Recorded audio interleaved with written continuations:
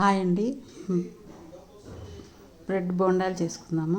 దీనికి bread slices తీసుకొని పక్కన పెట్టుకోవాలి.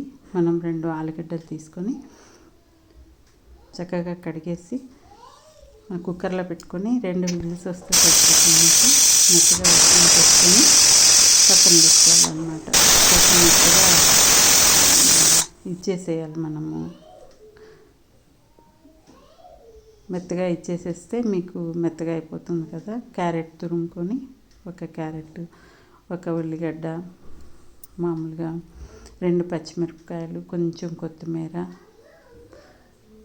కొద్దిగా 2 ఆకులు పుదీనా వేసేసుకొని తగినంత ఉప్పు వేసుకొని మనకి రుచికి సరిపడా కొద్దిగా ధనియా పౌడరు, కొంచెం జీలకర్ర పౌడరు, గరం మసాలా అన్నీ వేసేసుకొని చక్కగా మనము కలిసేలాగా కలిపేసుకొని మొత్తం ఇలాగా ఒక నిమ్మకాయ పిండుకుంటే టేస్ట్ బాగుంటుంది. మీకు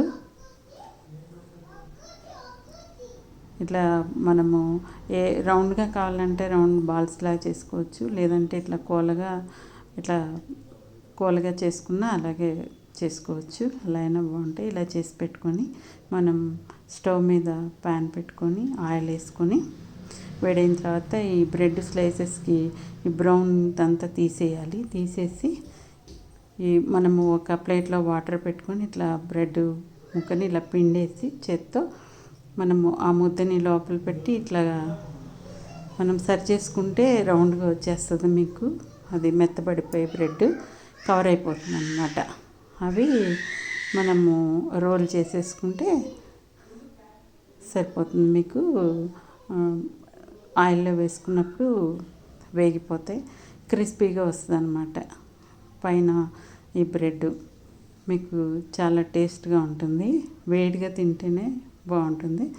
వాటర్ లేకుండా పిండేయాలన్నమాట. జాగ్రత్తగా వెంటనే ఇట్లా ముంచి పిండేస్తే మీకు సరిపోతుంది. రోల్ చేయడానికి వస్తుంది. అందుకోసం అని చెప్పనమాట. ఇలా కొంచెము క్రిస్పీగా వచ్చేలాగా డీప్ ఫ్రై చేసుకుంటే సరిపోతుంది. మీకు కొద్దిగా గోల్డెన్ కలర్ వచ్చేలాగా చేసుకుంటే సరిపోతుంది. ఇవి చాలా టేస్ట్గా ఉంటాయి. మీరు చేసుకొని చూడండి, ఎలా వచ్చాయో కామెంట్ చేయండి. అంతేనండి, చాలా ఈజీగా చేసుకోవచ్చు.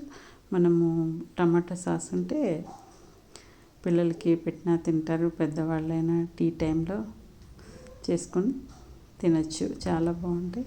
అంతేనండి. Thank you.